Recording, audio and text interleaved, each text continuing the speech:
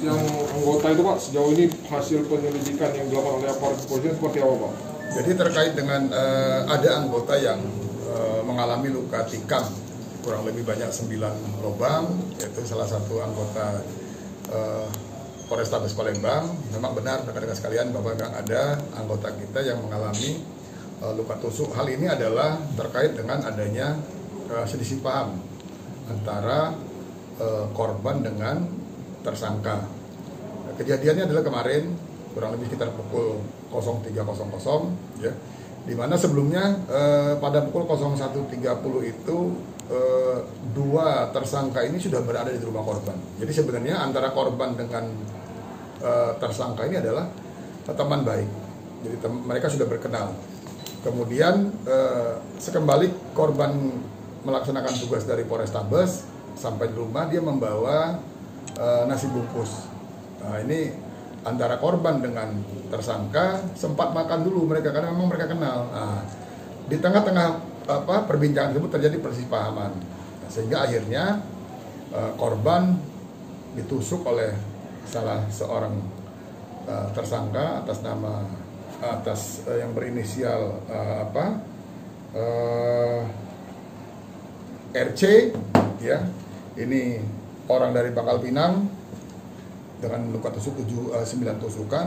Kemudian setelah ditusuk tersangka melarikan diri. Nah, saat ini korban sudah dalam kondisi yang membaik di rumah sakit Polri, di rumah sakit Bayangkara. Kondisinya sudah mulai baik terhadap luka tusuk tadi. Alhamdulillah tidak ada yang mengenai alat-alat vital, maksudnya seperti misalnya jantung atau tidak, semuanya hanya luka-luka ringan. Dan ini dalam proses penyembuhan. Terhadap tersangka sudah terdata.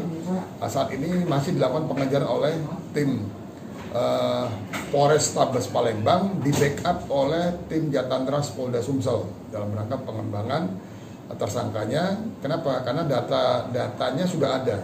Kenapa? Karena korban juga kenal dengan tersangka dan mereka sudah saling mengenal pada saat korban sama-sama berdinas di Bangka dulunya. Jadi ini korban pindahan dari luar daerah, dari Bangka Belitung ke Polda Sumsel. Jadi itu kenal pada saat Polrestabes terkait senjata, apakah senjata tersebut memang hilang di rumah atau memang berada di kantor Polrestabes, karena yang bersangkutan adalah selaku anggota Pamopit yang melakukan pengamanan dengan menggunakan senjata V2. Dan sampai saat ini saya masih belum dapat konfirmasi dari Pak Kapolrestabes apakah senjata itu benar-benar dibawa oleh tersangka atau memang berada di kantor Polrestabes.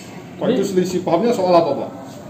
Nah, ini antara hubungan pribadi, tidak ada terkait dengan dinas. Karena yang bersangkutan mungkin punya histori pada saat yang bersangkutan berdinas di Bangka Belitung.